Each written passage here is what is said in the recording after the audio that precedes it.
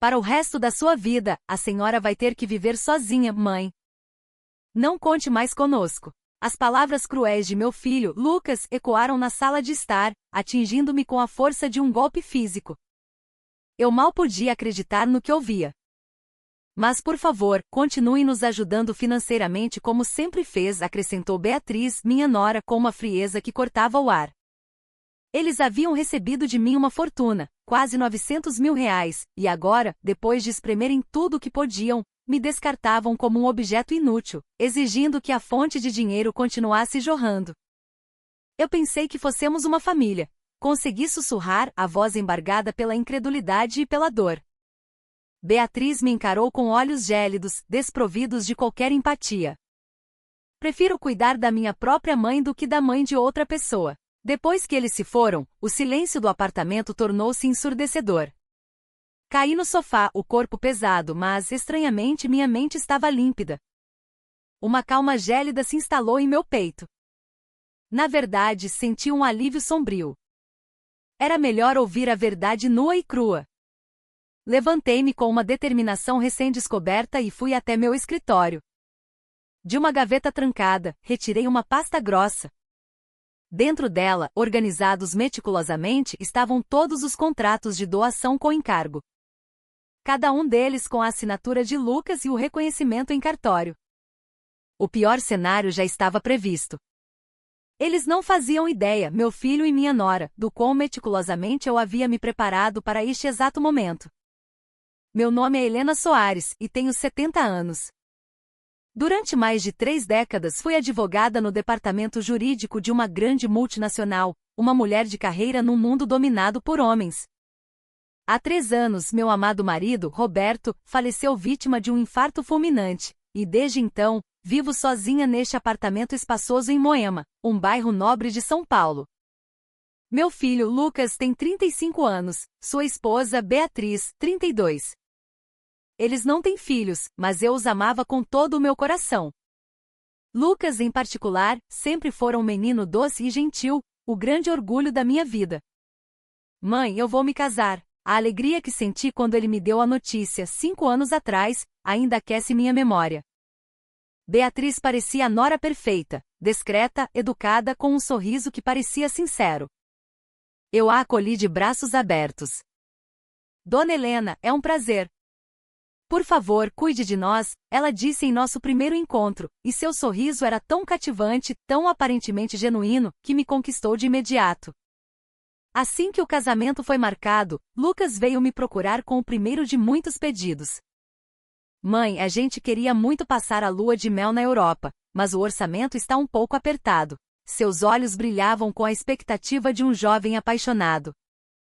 Quanto vocês precisam, meu filho? Acho que com uns 50 mil reais, eu e a Bia poderíamos criar memórias inesquecíveis. Não hesitei um segundo. A felicidade do meu único filho era a coisa mais importante do mundo. Obrigado, mãe. A Bia ficou radiante. Ele me abraçou com força, e aquele gesto pareceu validar cada centavo. No entanto, meus anos no mundo corporativo me ensinaram a ser prudente. Preparei um documento simples, um contrato de doação com encargo. Isso é só uma formalidade, querido, expliquei. Mas é sempre bom manter as coisas financeiras organizadas. O contrato incluía uma cláusula específica, caso o donatário, Lucas, abandonasse seu dever de amparo e cuidado para com a doadora, o valor total doado deveria ser restituído integralmente. Lucas pareceu um pouco surpreso, mas riu e assinou sem hesitar. A senhora se preocupa demais, mãe. Coisa de advogada, né? A ajuda financeira não parou por aí. 1 ano após o casamento, o telefone tocou novamente. Mãe, então. Estamos pensando em trocar de carro, mas o carro de vocês é quase novo, Lucas. Aconteceu alguma coisa? É que a Bia acha que pode estar grávida, e queríamos um carro mais seguro, mais robusto, sabe? Para a família. A gravidez acabou sendo um alarme falso, mas a semente da segurança da família já havia sido plantada. Liberei 75 mil reais para a compra de um SUV moderno. Mãe, graças à senhora, a Bia está muito mais tranquila agora. Ver o rosto feliz de Lucas fazia com que qualquer preocupação com dinheiro desaparecesse. O contrato foi assinado, novamente com um sorriso condescendente dele. 6 meses depois, surgiu a conversa sobre um novo apartamento. Mãe, queríamos nos mudar para um lugar maior, mas onde vocês moram já é bem espaçoso para um casal, ponderei, confusa. É que a Bia disse que quer ter um quarto de hóspedes decente para quando a senhora vier nos visitar. Ela quer que a senhora se sinta em casa. Fiquei profundamente comovida. A ideia de que eles estavam pensando no meu conforto, planejando minha presença em suas vidas, derreteu meu coração. Para a entrada do novo apartamento e a compra de móveis e eletrodomésticos novos, doei mais R$125 mil. Mãe, muito obrigada. Agora podemos recebê-la com todo o conforto que a senhora merece, disse Beatriz, seu sorriso mais largo do que nunca. Senti uma onda de felicidade genuína. Mais uma vez, um contrato foi redigido e assinado. Lucas repetia sua piada de sempre, a senhora e sua mania de contratos, enquanto Beatriz comentava, sua mãe é uma mulher muito organizada. Dá para ver que trabalhou anos na área jurídica. Ela parecia admirada. A ironia era que na prática eu nunca fui convidada a me hospedar no novo apartamento. 2 anos atrás, veio o maior de todos os pedidos. Mãe, na verdade, nós queremos construir uma casa. Fiquei chocada. Eles haviam se mudado para o apartamento maior há apenas 1 ano e meio. Mas por que essa pressa, meu filho? Um investimento tão grande. É que a gente quer que a senhora venha nos visitar sempre que quiser, com total liberdade. Um apartamento ainda é pequeno. Queremos construir um quarto só para a senhora, uma suíte de hóspedes. Beatriz entrou na conversa, os olhos brilhando. Seria maravilhoso ter a senhora mais perto, Helena. E também pensamos em fazer um pequeno espaço, um oratório, para colocar o porta-retrato do seu Roberto, para que ele esteja sempre conosco. A menção ao meu falecido marido, a ideia de honrar sua memória, foi o golpe final em minhas defesas. Meu peito se encheu de uma emoção tão forte que as lágrimas vieram aos olhos. Pensar que eles se importavam a esse ponto. Quanto vocês precisam? Perguntei, a voz embargada. Para conseguir o financiamento no banco, precisamos de uma entrada de R$600 mil. Se conseguirmos isso, podemos construir a casa dos nossos sonhos. Entendido, respondi, sem a menor hesitação. Deixem comigo. Vou ajudar vocês. Naquele mesmo dia prometi a doação do valor. No entanto, quando a construção começou, surgiram custos inesperados. Mãe, desculpa te incomodar de novo. Mas a obra está saindo mais cara do que o previsto. Precisamos de mais 200 mil. O total para a casa agora somava R$800 mil. Somado às doações anteriores, o montante chegava a R$950 mil. Era uma quantia enorme, quase todo o patrimônio que eu havia acumulado, mas pela felicidade do meu filho, pelo sonho da família unida, nada parecia caro demais. Estou tão feliz por vocês. Vamos passar momentos maravilhosos juntos nessa casa nova, eu disse, transbordando de alegria. Mal sabia eu que essa doação seria o início do meu maior sofrimento. A casa, um sobrado imponente em um condomínio fechado em Alphaville, ficou pronta na primavera do ano passado. Era magnífica, com um jardim amplo e uma arquitetura moderna. Eu mal podia esperar para conhecer o lugar onde passaria tantos dias felizes, onde veria meus futuros netos correrem pela grama. Lucas, que casa linda! Quando posso ir conhecer? Perguntei ao telefone, animada. A resposta dele foi evasiva. Ah, mãe. É que ainda está uma bagunça, sabe? Muita caixa para desempacotar. Assim que organizarmos tudo, eu te ligo. 1 semana depois, tentei novamente. Desta vez, Beatriz atendeu. Dona Helena, ainda estamos no meio do caos da mudança. É muita coisa. Queremos que tudo esteja perfeito para recebê-la.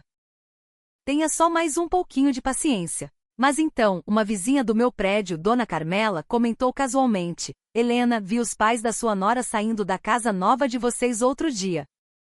Pareciam estar se divertindo muito. Um pequeno espinho se cravou em meu coração. A família de Beatriz frequentava a casa, mas eu, que havia financiado o sonho com quase R$ 1 milhão, ainda não havia sido convidada. Ah, deve ser porque eles moram mais perto, eu disse a mim mesma, tentando afastar a sensação incômoda que crescia dentro de mim. 2 semanas depois, criei coragem e liguei para Lucas novamente. Meu filho, e o meu quarto? Como ficou? Estou tão curiosa para ver. Do outro lado da linha, percebi seu nervosismo. Ah, mãe. É que ainda não está totalmente montado. Faltam uns detalhes. Mas os pais da Beatriz já até dormiram aí, não foi? É que eles trouxeram pouca bagagem, mãe. Foi mais fácil. A desculpa esfarrapada fez meu estômago afundar. Beatriz pegou o telefone. Dona Helena, é que está uma bagunça de verdade. Queremos preparar uma recepção adequada para a senhora. Por favor, aguarde só mais um pouco. Tudo bem, não precisa ter pressa, respondi, a voz falsamente gentil, enquanto um nó de dúvida se formava em minha garganta. A promessa do em breve se estendeu por um mês. Durante esse tempo, soube por outras pessoas que os pais, tios e primos de Beatriz eram visitantes constantes na casa nova. Fizeram até uma festa de inauguração, sabia? Um churrasco enorme. Parecia bem animado, contou outra conhecida. A família toda da sua nora estava lá, umas 20 pessoas. Eu não fui convidada. A realidade me atingiu com força. Eles me prometeram um quarto, um lugar na vida deles, mas nem para a festa de inauguração da casa que eu paguei fui chamada. Uma solidão avassaladora tomou conta de mim. Então, o momento decisivo chegou. Certo dia fui ao antigo apartamento deles para ajudar a encaixotar as últimas coisas que restavam da mudança.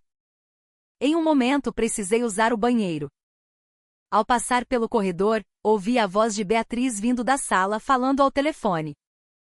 Calma, mãe, está tudo sob controle. A velha é fácil de enrolar. É só fazer um carinho, um elogio, que ela abre a carteira na hora. Consegui 800 mil para casa, moleza. Se eu inventar uma história melhor, acho que consigo arrancar mais. A risada cruel de Beatriz ecoou pelo apartamento. Parei no corredor, paralisada, o sangue gelando nas veias. Eu estava sendo usada. É só manter a velha à distância agora, continuou ela. A gente encontra com ela de vez em quando, só para manter as aparências. Enquanto o dinheiro continuar vindo, ela ainda tem sua utilidade. Ouvi a voz de Lucas. Mas Bia, a gente não devia convidar ela para conhecer a casa pelo menos uma vez? Vai ficar estranho. Ah, a gente convida uma vez por ano, está bom demais. Inventamos uma desculpa para as outras vezes. Além do mais, mãe, ela já está velha. Não vai durar muito mais tempo. A frase de meu próprio filho me deixou tonta. Isso mesmo, concordou Beatriz. E já temos que pensar na herança dela. Ela mora num apartamento ótimo, deve ter uma boa poupança guardada. Quando ela morrer, como você é filho único, vai ficar com tudo. Apoiei-me na parede, sentindo o ar me faltar. Meu filho, meu menino doce, estava calculando a divisão dos meus bens antes mesmo de eu morrer. Quando voltei para a sala, eles me receberam com sorrisos falsos, como se nada tivesse acontecido. Cansou, dona Helena? Perguntou Beatriz. O sorriso dela agora parecia a máscara de um demônio. Os dias que se seguiram foram um tormento. O convite para a casa nova nunca chegou. As ligações para Lucas eram sempre curtas, apressadas. Mãe, desculpa, estou ocupado agora, reunião da empresa. A Bia não está se sentindo muito bem hoje. Havia sempre uma desculpa para me manter longe. Nem no Natal ou no Ano Novo. Já temos compromisso com a família da Bia, foi a resposta. A atitude de Beatriz tornou-se abertamente hostil. Dona Helena, o Lucas chega cansado do trabalho. A senhora ficar ligando com tanta frequência o incomoda, mas eu ligo no máximo 2 vezes por mês, argumentei. Mesmo assim é um fardo para ele. A senhora já é uma mulher adulta, precisa aprender a ser mais independente do seu filho. Independente. Eu, que havia financiado a vida deles com quase R$ 1 milhão, precisava ser independente. a situação não mudou com o passar dos meses. Decidi que precisava enfrentá-los. Sem avisar, pois sabia que seria dispensada se ligasse antes, fui até o condomínio. Toquei a campainha. Beatriz atendeu, a expressão de irritação mal disfarçada. Dona Helena? O que faz aqui? Que casa linda! Vim só dar uma olhada, posso entrar um pouquinho? Hoje não vai dar. Naquele momento, ouvi vozes de crianças vindo de dentro da casa. Os sobrinhos de Beatriz estavam lá. Ah, vocês têm visita, comentei. São os filhos da minha irmã. Não é da sua conta, ela respondeu, ríspida. Mas família é família, comecei a dizer. Sim, mas a senhora não tem o mesmo sangue que nós, ela me cortou, as palavras como cacos de gelo. Não consegui entrar. Fui despachada no portão depois de 5 minutos de conversa fria. No caminho de volta para casa, no táxi, eu chorei silenciosamente. Porque depois de dar tanto, eu merecia ser tratada daquela forma. E então vieram os pedidos adicionais. Num dia quente de verão, Lucas ligou. Mãe, estou com um problema sério. O que aconteceu? Contratamos uma empresa para fazer o paisagismo do jardim, mas o custo ficou muito acima do esperado. Estão nos cobrando um valor extra. Um mau pressentimento tomou conta de mim. Quanto? 50 mil reais. Você pode nos emprestar? Beatriz pegou o telefone. Dona Helena, estamos desesperados. A casa que construímos com tanto sacrifício está com o jardim inacabado. Mas 50 mil é muito dinheiro. Hesitei. A voz dela se tornou gélida. O dinheiro é mais importante que a felicidade da sua família? Não é isso, mas... Ouvi a voz de Lucas ao fundo. Mãe, estou sofrendo com isso. Somos sua família, nos ajude. Acabei fazendo a transferência. O total agora chegava a 1 milhão de reais. Meu fundo de aposentadoria estava perigosamente baixo. Mas mesmo depois de dar mais 50 mil, a atitude deles não mudou. Pelo contrário, ficou ainda pior. Nem um telefonema de agradecimento. Quando liguei para cobrar uma satisfação, Lucas foi breve. A mãe estava ocupado, esqueci. Obrigado. Ao fundo, ouvi a voz de Beatriz. Somos família, é o mínimo que ela podia fazer. Que mulher mesquinha cobrando um obrigado ponto. Naquele instante, algo dentro de mim se quebrou de vez. O dia fatídico chegou algumas semanas depois. Lucas e Beatriz vieram ao meu apartamento. Mãe, precisamos ter uma conversa séria. Sentamo-nos na sala de estar. As expressões deles eram frias, burocráticas, como se estivessem diante de uma estranha. Beatriz começou. A senhora já tem 70 anos. Logo vai precisar de cuidados especiais, e nós não queremos ter esse trabalho. Eu não consegui acreditar. O que vocês estão dizendo? Lucas continuou. Então, para o resto da sua vida, a senhora vai ter que viver sozinha, mãe.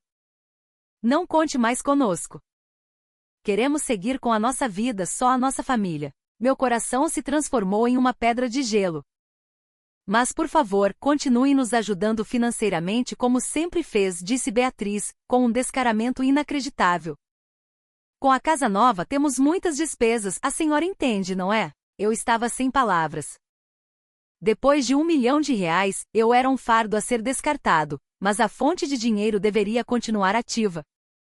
Eu pensei que fossemos uma família, repeti, a voz um fio. E somos, disse Lucas friamente.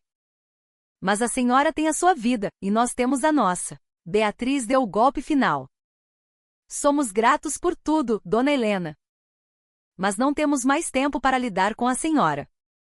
Queremos ser felizes, só nós. Depois que eles saíram, o peso da traição me esmagou. Mas por baixo da dor, uma chama de fúria começou a queimar. A advogada dentro de mim, adormecida por anos de amor cego, despertou. Fui ao meu escritório, peguei a pasta com os contratos. Todos assinados, todos com firma reconhecida. 30 anos no departamento jurídico me prepararam para o pior. Minha vingança estava apenas começando. Naquela noite reli cada um dos contratos.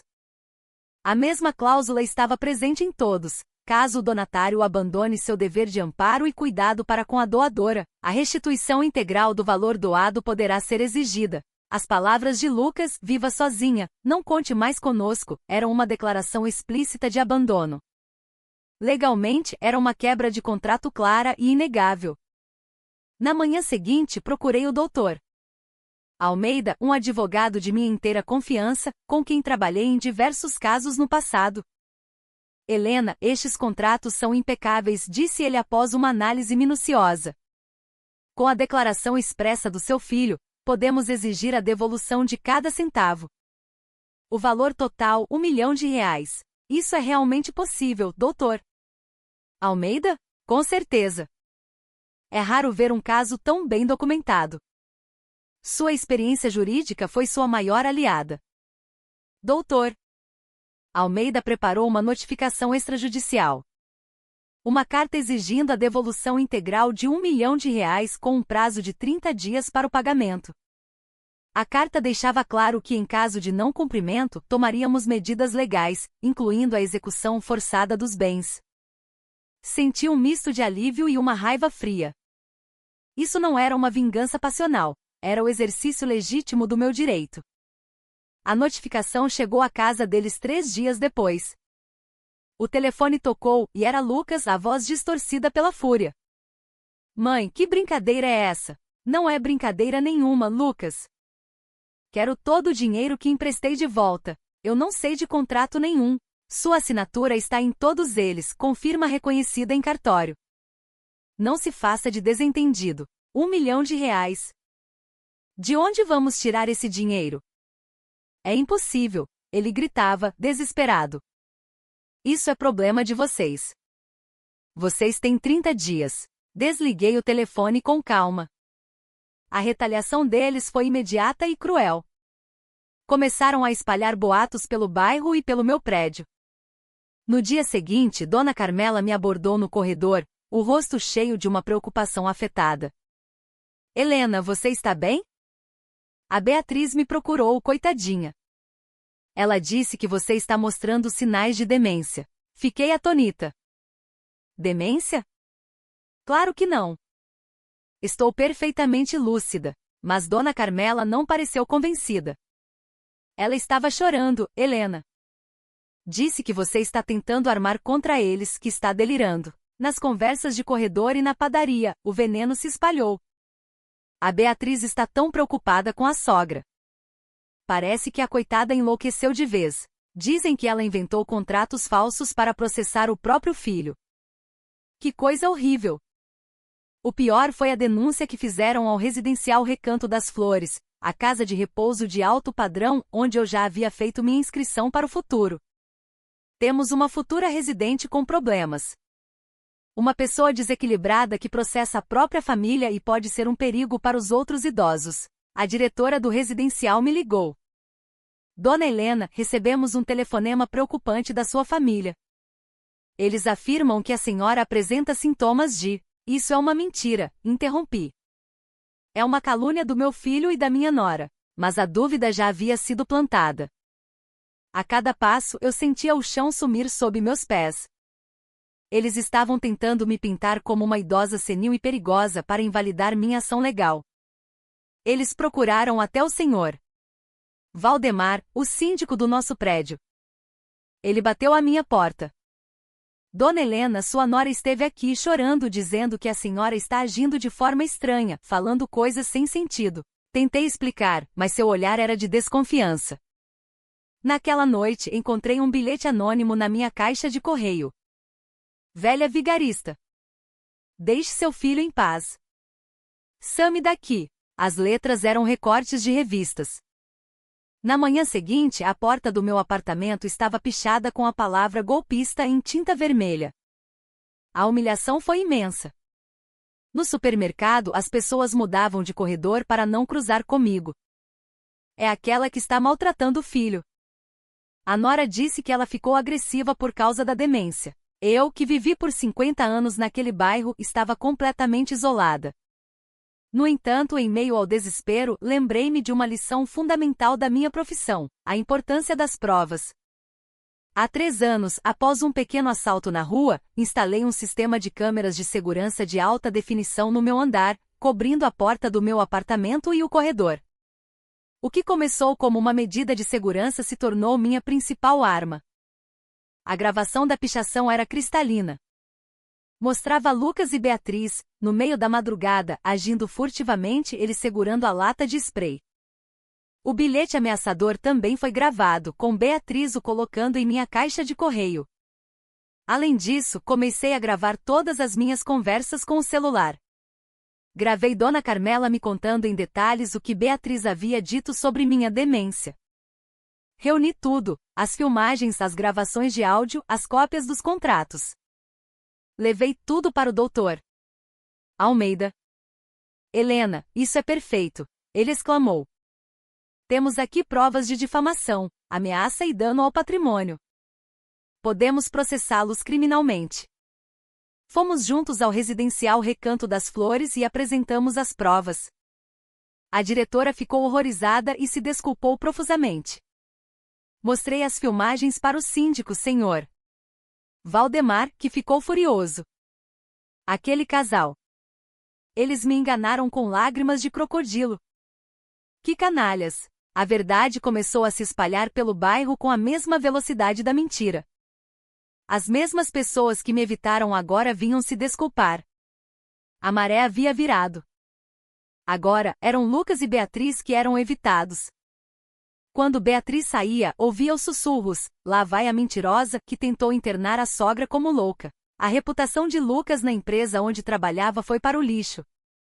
Faltando uma semana para o fim do prazo, Lucas ligou, a voz fraca. Mãe, vamos conversar. As coisas saíram do controle, mas minha decisão era de ferro. Não havia mais volta. 3 dias antes do prazo final, eles apareceram no meu apartamento.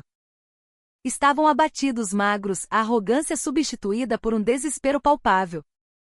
Ajoelharam-se no capacho do lado de fora da porta. Mãe, nós erramos. Perdoa a gente, implorou Lucas, sem coragem de levantar a cabeça. Fizemos uma coisa horrível, falamos por impulso, choramingou Beatriz. Por impulso, minha voz saiu fria e cortante. Vocês planejaram isso desde que construíram a casa com o meu dinheiro. Não, não é verdade, ela tentou argumentar. Foi quando mostrei meu tablet. A velha é fácil de enrolar. É só fazer um carinho que ela abre a carteira. Lembra disso? O rosto de Beatriz ficou branco como papel. Eu ouvi toda a sua conversa ao telefone naquele dia. Lucas e Beatriz ficaram sem palavras. Por favor, mãe, nos perdoe, suplicou Lucas. Perdoar? Vocês me usaram, me enganaram, me descartaram como lixo e tentaram me destruir me chamando de louca. Vocês acham que merecem perdão? Querem ver a filmagem de vocês pichando minha porta? Ou da Beatriz colocando a carta de ameaça na minha caixa de correio? Mostrei os vídeos. Beatriz desabou em lágrimas. Mãe, o que a gente vai fazer? Perguntou Lucas, derrotado. Não me pergunte. Vocês escolheram este caminho. Agora, arquem com as consequências. No dia do vencimento do prazo, o pagamento de R$1 milhão não foi feito. Doutor Almeida e eu iniciamos o processo de execução. A primeira medida foi o arresto da casa nova em Alphaville.